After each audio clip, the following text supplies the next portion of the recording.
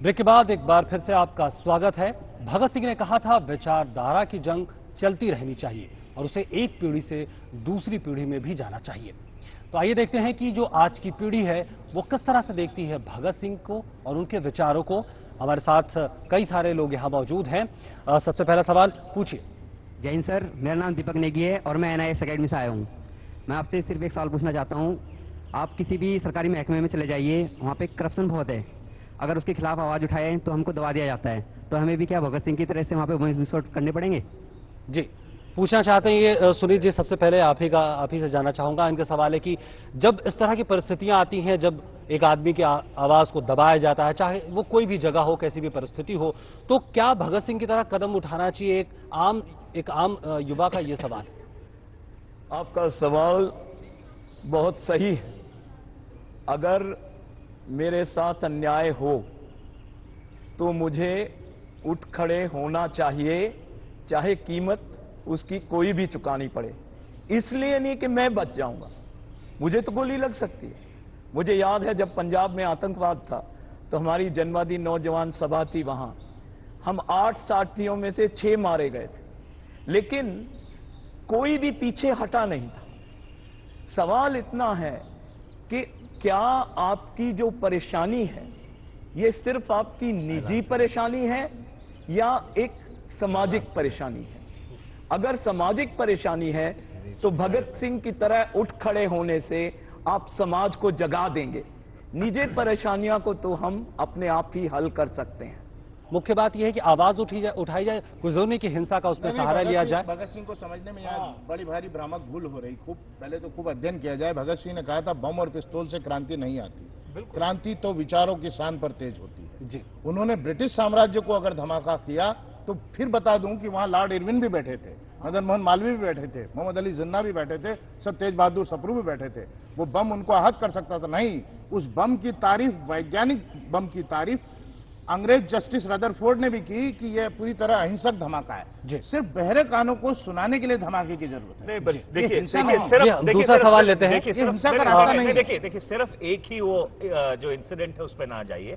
After all Bhagat Singh ने और उनके साथियों ने सॉन्डर्स को भी मारा था। तो देयरफॉर नहीं Manish ji, you are very right.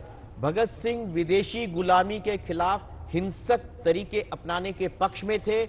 आज हम पे विदेशी गुलामी का खतरा आता है तो दुश्मनों को मारने में, हत्या करने में संकोच नहीं करना चाहिए। लेकिन जब हमारा स्वदेश है, अपने लोग हैं, तो लोकतांत्रिक तरीके से, मैं RSS से हूं, हम मानते हैं कि लोकतांत्रिक अहिंसक तरीके से संगठित शक्ति से आवाज उठाएं। जो भी इस देश में हमारे अपने हैं उनके खिलाफ हिंसा करने से कोई लाभ नहीं। जी, लोकतांत्रिक तरीका ये महत्वपूर्ण है। हम अगला सवाल लेना चाहेंगे, पूछिए।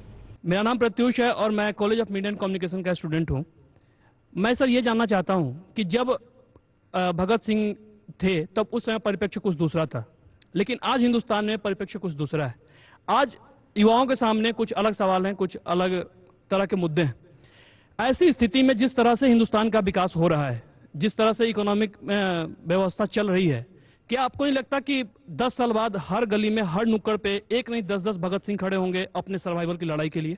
खुद के सर्वाइवल की बात है, जिस तरह की आज की परिस्थिति। देखिए, वो सबसे जरूरी बात है जिसको हम बार बार भगत सिंह से खारिज करके खड़े हो जाते हैं, उसके विचार की ताकत है। मुझे दुष्यंत की एक पंक्ति याद आती है। उसने कहा कि मैं बहुत कुछ सोचता हूं पर कहता नहीं, मैं बहुत कुछ सोचता हूं पर कहता नहीं, बोलना भी मना है, सच बोलना तो दरकिनार। इस सिरे से उस सिरे तक सब शरीके जुर्म है, इस सिरे से उस सिरे तक सब शरीके जुर्म है। आदमी या तो जमानत पर रिहा है या फरार। ऐसा है।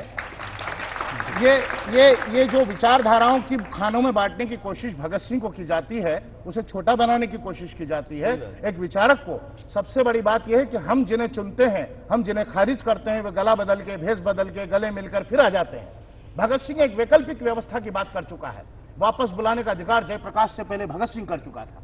लोकतंत्र में मतदाता को अधिकार हो अपने चुने हुए जनप्रतिनिधि को बुलाने का। जी, ये खास बात है कि एक वैकल्पिक राजनीति की बात करते थे भगत सिंह। अगला सवाल लेना चाहूंगा।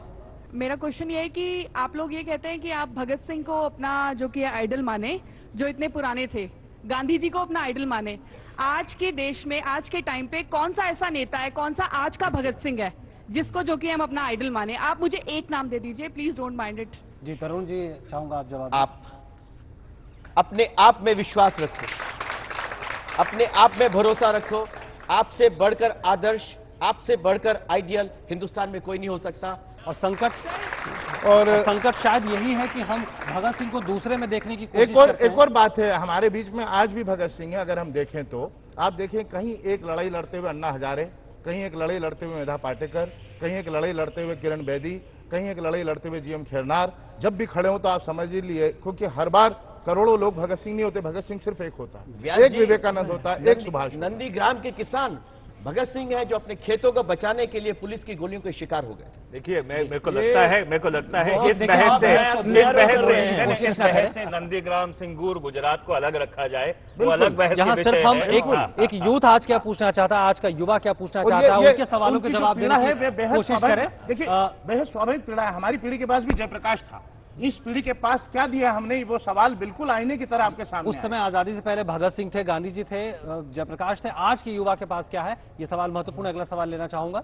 मेरा प्रश्न ये है कि भगत सिंह को जो अपनी विरासत कहते हैं, भगत सिंह को जो अपने आप को जो भगत सिंह की विरासत कहते हैं, उन्हीं के राज्य में, केरल में, पश्चिम बंगाल में कभी भगत सिंह को टेररिस्ट कहा जाता है, कभी एक्सट्रीमिस्ट कहा जाता है। तो ये कहां तक जायज है? और एक प्रश्न इसके साथ मैं और जोड़ना चाहूंगा कि क्या भगत सिंह को महज राजनीतिक भट्टी ही नहीं बना दी गई है कि जो आए अपना हित और हिस्से की रोटी सेके और चलता बने? बिल्कुल ठीक है, मैं सहमत बात बोलिए। ये बिल्कुल सही नहीं है, क्योंकि जैसे केरल है, जैसे बंगाल है, वहां पर कई नौजवान थे जो कि भगत सिंह से कम नहीं थे, जो लड़े थे, जिन्होंने अपनी जानें दी थी, जो लगातार अपनी जान देते रहे।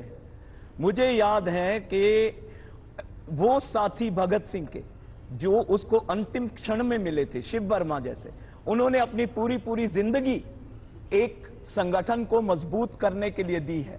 तो आप इतना लाइटली नहीं कह सकते हैं। और सिर्फ ये नहीं, बल्कि मुझे याद है किस तरह से हमने हरियाणा में एक सीट जीती थी भगत सिंह के नाम पे। वहां पर भगत सिंह की मूर्ति नहीं लगाने दे रहे थे, फतेहाबाद इस साइड में। मैं पूछता हूं, आज के भारत के नौजवान लड़के जीत के वो मूर्ति लगी। हमारा ये कहना है कि भगत सिंह एक अपनी लड़ाई लड़े थे। आप अपनी लड़ाई लड़ रहे हैं, उनसे प्रेरणा लीजिए, लेकिन उस वैज्ञानिक नजरिए को मत भूलिए जो कि उनका था, और भावुकता में मत खोइए अपने आप को। जी, मैंने ये कहा कि ये कितना जायज है कि भगत सिंह को आज के डेट में टेररिस्ट कहा जाए। मेरा प्रश्न ये है, ये जैसा तरुण जी आपने कहा था ही नहीं। कि 50-60 सालों में वो जगह नहीं मिल पाई, पाठ्य पुस्तकों की वो बात कर रहे हैं कि उसमें वो नाम भी नहीं दिया गया। मैं इसका जवाब इस तरह देना चाहूंगा। देखिए, ये परिप्रेक्ष्य पे डिपेंड करता है। जिस आदमी को हम फ्रीडम फाइटर समझते हैं, उसको कोई और आतंकवादी समझ सकता है। जिन कश्मीरियों को आप आतंकवादी समझते हैं, कश्मीर में उनको फ्रीडम फाइटर समझते हैं। जिन पैलेस्टीनियंस को आप फ्रीडम फाइटर समझते हैं, इजरायली उनको टेररिस्ट समझते हैं। तो ये नुएंसेस में ना जाकर कि भाई कौन आतंकवादी, कौन फ्रीडम फाइटर, किस तरह से उसको देखना है, किस तरह से नहीं देखना है, इसमें ना जाके जो भगत सिंह का जो भगत सिंह की कॉन्ट्रीब्यूशन है, मनीष जी, क्या इस तरह से हम रख सकते हैं भगत सिंह को? क्या भगत सिंह की जो कॉन्ट्रीब्यूशन है उसको देखा जाए। देखिए, हम हिंदुस्तानी हैं, हम उसको फ्रीडम फाइटर मानते हैं। आप समझ लीजिए, नहीं, आप, मैं कह रहा हूं कि हम फ्रीडम फाइटर मानते हैं, पर आप आज भी इंडिया ऑफिस लाइब्रेरी में चले जाइए, जो आपका क्या कहते हैं फर्स्ट वॉर ऑफ इंडिपेंडेंस है, उसको अभी भी वो कहते हैं। आपकी गवर्नमेंट और आपकी पार्टी आपकी बात से सहमत नहीं है। सवाल गवर्नमेंट और पार्टी का नहीं है, सवाल दृष्टिकोण का।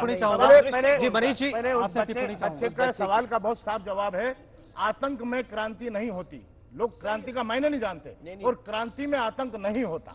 एनसीईआरटी की क्रांति किताबों में क्रांति नहीं, वो क्या रहा होगा? उसका सवाल का जवाब दीजिए। आप फिलॉसफी में क्यों जा रहे हैं? वो सीधा ये कह रहे हैं कि आज के आतंकवादी वो जो सवाल पूछ रहे हैं उसका जवाब दीजिए। क्या सवाल है? उनका सवाल है कि भगत सिंह को आज भी पाठ्य पुस्तकों में पहले आप बोलिए, आतंकवादी क्यों लिखा गया? भगत सिंह का जवाब मैं तरुण जी को बोलने दीजिए। तरुण जी को बोलिए। कोई पाठ्य पुस्तक में नहीं। मैं बता रहा हूँ, परिवर्तन हो रहा है और ये एक मुद्दा उठाया गया। देखिए जवाब नहीं देने दे रहे। देखिए मैं वही जवाब दे रहा हूँ जी। ये जो पार्टियां बात कर रही है, ये सब पार्टियां सत्ता में रही है ना, सब पार्टियां सत्ता में रही है। व्यास जी सवाल हमसे पूछा है, जवाब देने, सब पार्टियां सत्ता में, हमें जवाब देने। पहले तरुण जी बोले, उसके बाद आप बोलिए। तरुण जी, पाठ्य पुस्तकों में चंद्रशेखर आजाद और भगत सिंह, इनको आतंकवादी और अंग्रेजी में टेररिस्ट लिखा गया, ये एनसीईआरटी की पुस्तकों में भी हुआ।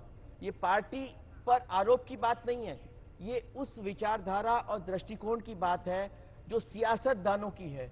उसके खिलाफ आंदोलन हुआ, आंदोलन करने के बाद अभी हाल में उसको उन पंक्तियों को शासकीय दृष्टि से हटाया गया, 54 साल तक नहीं हटाया गया था।